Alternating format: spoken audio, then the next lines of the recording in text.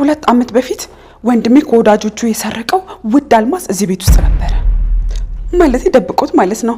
ይሄንን ደግሞ እናትሽ በደንብ አድርጋ ጠንቅቃ ታውቃለች። ሰርኪ ምን እያልሽ ነው?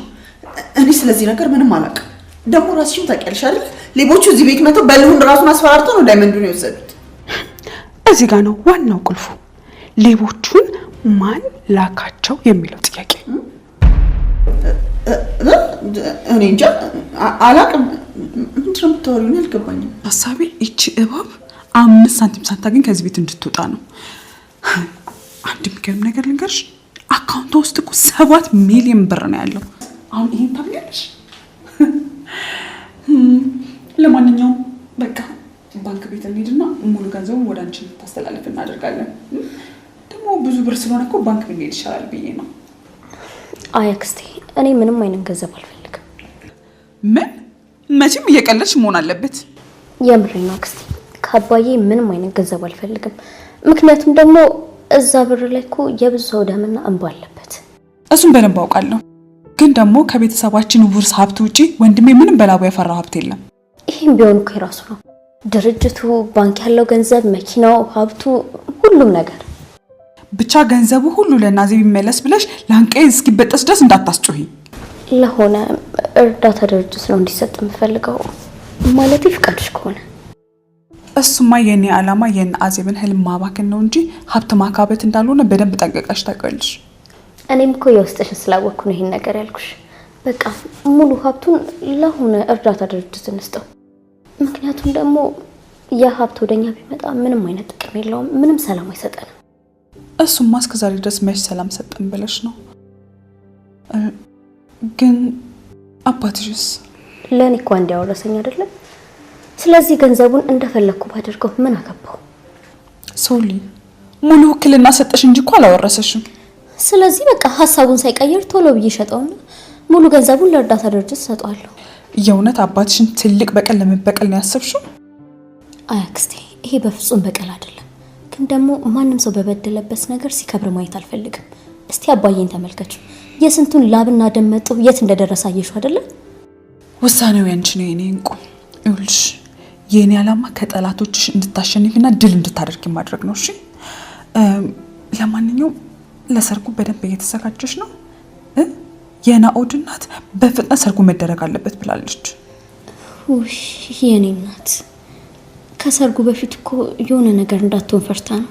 የሆነ ነገር ስትይ አልገባኝም። አክስቴ አንቺ ያላወቅሽው ነገር አለ። ምንድነው እሱ?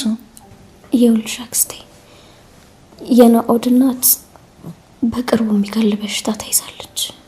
እውነትሽ ነው ሶሊ? አዎ አክስቴ፣ ለዚህ ነበርኩ ናኦድ ቶሎ እንዲያገባላት የፈለገችው። ሶሊ በጣም የሚያሳዝን ነገር እኮ ነው እየነገርሽኝ ያለሽው። ቆይ ለምንድን ነው ይሄን ነገር እስከዛሬ ያልነገርሽኝ? አይ እኔም በቅርቡ ነው የሰማሁት። ናኦድም ደግሞ ደውሎ እናቴን መቼ እንደማጣት ስለማላቅ ቢያንስ እንኳን ቬሎ ነገር አድርጌና ፎቶ ተነስተን ቀለል ያለ ቀለበት ነገር አድርገን እናቴን እናስደስታት እያለኝ ነው። ማለት መቼ ማለት ነው? እንግዲህ በአጭር ጊዜ ውስጥ ይፈጸማል ያለኝ። አክስቴ እናቱ ይሄን ነገር ሳታይ አንድ ነገር ብትሆን ጸጸቱ በጣም ከባድ ነው። ወይኔ ደስ ሲል። አንቺ ልጅ ግን ልቤን ቀጥ ልታደርጊው እኮ ነው እየደረስሽ ያለሽው። ሶሊ ግን እየዋሸሽኝ አይደለም አይደል? አክስቴ እውነቴን ነው እንጂ ብቻኛ ቀኑን ቆርጠን እንገራት እንጂ እሷ ቀለል ያለ ሰርግ ፕሮግራም ለማዘጋጀት ዝግጁ ናት። እና ከዛ ሁሉ ፈተና በኋላ ሶሊዬ በእኔ አክስትሽ ፊት ሙሽራ ልትሆኚ ነው? ሶሊዬ በእናትሽ አንዴ ፍቀጂልኝና ብዬ ልጮ።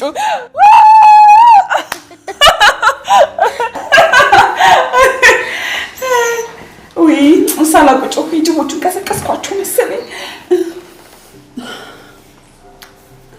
ወይ አዚትዬ እንደው በጣም ሁዴ ባሰሽ ትመስያለሽ። ምን ነው ልጄ ካደች፣ ልጅሽ አይደለሁም ማለች። ለዛ ነው እንዴ? እኔማ እኮ ጠበቃው ደውሎልሽ እሱ ያሳሰበሽ መስሎኝ ነበር። ከዚህ በኋላ ስለ ገንዘብና ስለ ቁስ ማሰብ ይመስልሻል ሰርጌ? ጸጸት እኮ እንደ እሳት እየበላኝ ነው። ከረፈደም ቢሆን ጸጸቱ ጥሩ ነው። እባክሽ ይቅርታ አድርጊልኝ። ሳልሞትብሽ ይቅርታ አድርጊልኝ ሶሊ እባክሽ። እባክሽ ናዝሬት ተነሽ። እባክሽ ሶሊ ይቅርታ አድርጊልኝ። ሶሊዬ እባክሽ ይቅርታ አድርጊልኝ። ይሄን ቤት ለቅቄ እሄዳለሁ። ምናልባትም ከዚህ በኋላ እዚህ በምትባል ሴት ላትሰሙት ትችላላችሁ። ስለዚህ ለአንዴና ለመጨረሻ ጊዜ ከህይወታችሁ ከመጥፋቴ በፊት ይቅርታችሁን ስጡኝ። ውይ ምናልባት በዛ ቪዲዮ አስፈራርታ ተሳስረኛለች ብለሽ ፈርተሽ ከሆነ አታስቢ። እኔና ሶሊያና ይሄንን የማድረግ ፍላጎት የለንም። ሶሊዬ እውነቴን ነው። አጋጣሚ ገፍትሬያት ወድቃ ነው እንጂ አስቤና ቅጄ ያደረኩት ነገር የለም። በአጋጣሚ ነው? እሺ እሱስ አጋጣሚ ነው ይባል። ከዛ በኋላስ እኔን መፈጠሬን እስክጠላ ድረስ ታሰቃየኝ የነበረው እሱስ አጋጣሚ ነው? ቢያንስ ጥፋትሽን በኝ እንጂ። ለሱም ቢሆን እኮ ይቅርታ ጠየቅኩሽ ሶሊዬ። ድጋሚ እናትሽ እንደሆነ እድሉን ባሰጭኝ እንኳን እድሜ ዘመኔን በጸጸት እንድኖር አታድርጊ። እባክሽ ይቅርታ አድርጊልኝ። እሺ በቃ ተነሽ። ሲጀምር አንቺን እኮ ማሳሰር ብፈልግ እስካሁን እዚህ አትቀመጭም ነበር። ላታምኚኝ ትችያለሽ፣ ግን ደግሞ ላንቺ ስል ሳይሆን ለፓንዶራ ስር ይቅር ብዬሻለሁ።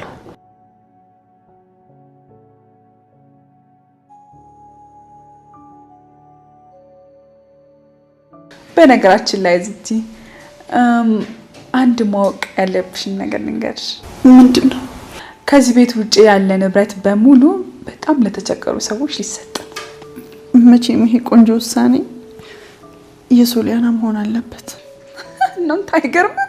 ይሄን ነገር ስናገር በድንጋጤ ጮኻ ጣራውን ትገነጥሏለሽ ብዬ አስቤ ነበር። ወይ ዛሬ ግን አዚቲ ምንም አልመሰላትም። ገንዘብ የሰውን ፍቅር ብቻ ሳይሆን ራሴንም አሳጥቶኛል። ሰርክ አዲስ እባክሽ ያንቺም ይቅርታ ያስፈልገኛል።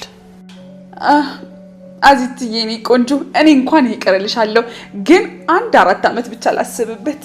ያው አንቺን ለማወቅ አንድ የዓለም ዋንጫ እድሜ መጠበቁ በቂ ከሆነ ማለቴ ነው። እመኑኝ በአሁኑ ምንም እያስመሰልኩ አይደለም።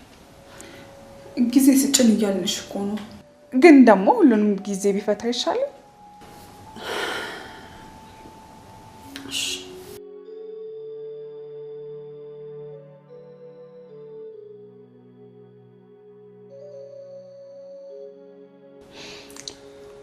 ቆይ ግን ይሄስ ድራማ እንዳልሆነ በምን ማረጋገጥ እንችላለን? እውነቱን ንገሪኝ ካልሽኝ ግን በአሁኑ ትንሽ አሳዝናኛለች። የእናትሽ ገዳይ ያሳዘነችሽ አይደለ? ይቅርታ አድርጊልኝ። እኔ መቼም አታሳዝነኝም። እሺ እንዴ ሁለታችንንም እኮ አስገድላን ነበር። አክስቴ ተይ እባክሽ፣ አሁን ስለዚህ ነገር በፍጹም ማሰብ አልፈልግም። ይሄንን ነገር ለኔ ተይውና አንቺ ስለሰርጉ ብቻ አስቢ። ደግሞ ድላችንም ሰርጋችንም መገጣጠሙ በጣም ደስ ይላል። የኛ ሙሽራ ሶሊያና ወሰዳሽና አውዲና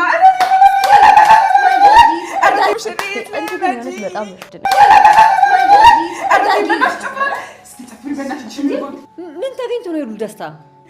ሰርግ ነው። እንደውም ፋንቱዬ እኔ አብረን ጨፍር በእናትሽ። ሙሽሪት ልመጂ ሙሽሪት ልመጂ ከእናት ከአባትሽ ቤት ነገር እኮ በጣም ፈጠነ። በኋላ ሙሽራ ለመሆን እያሰብሽ ፈጠን አይደለ? አክስቴ እኔ ጭፈራና ደስታውን ነው ያልኩት። አልገባኝም። ሶልዬ ልታገባ ነው እንዴ? ፋንቱዬ ያው እንግዲህ ከናውድ ጋር ኢንዶሚን የሆነ ቀለበት ሊያደርጉ ነው። ሶልዬ ለማንኛውም ግን አንቺ ነሽ አይደለ መርቀሽ የምትድረት? የምራ ነው ሶልዬ? እኔ እኮ ሰርኬን አላምናትም። አዎ ፋንትሽ፣ የናውድ እናት እኮ እንዲፈጥን ስለፈለጉ ነው። ያውን እሑድ ደግሞ ቀለበት እናደርጋለን። እሰይ አሁን ነው ልል ማለት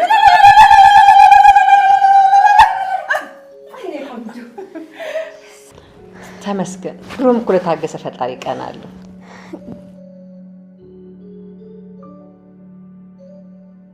ግን እኔ በዚህ ሁኔታ ማግባቴ ትንሽ ቅር ብሎኛል።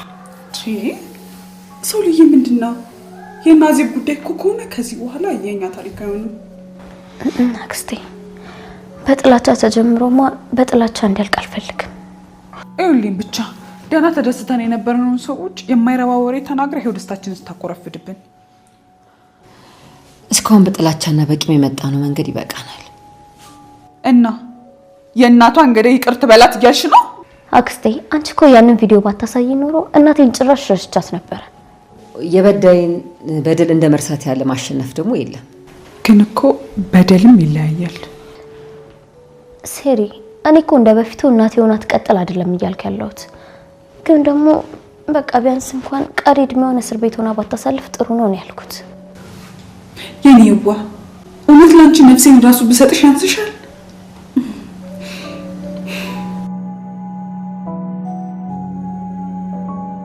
ለቀለበቱ ግን ትንሽ አልቸኮልንም እማዬ። በእኔ በኩል እንኳን ችግር የለውም። ለእነሱ ግን ለድግሱ ቢያንስ ትንሽ ጊዜ ብንሰጣቸው። አረ ምንም ዝግጅት አያስፈልግም። አክስቷንም ቢሆን አውርቻታለሁ። ለሆቴልም ቢሆን ቀብድ ሰጥቼ ይሄው ዝግጅታቸውን ጀምረዋል። ነው ወይስ ሶሊን ማግባት አትፈልግም? እሱማ ነገሩ ፈጠነብኝ አልኩኝ እንጂ እንዴት ነው የማትፈልገው? መቼም ሁሉም ነገር እንዲፈጠን ይፈለግሽው። ምናልባት አይዞ ምንም አልሆንም። እሺ እማዬ ምንም አትሆኝብኝም። ቀለበት ብቻ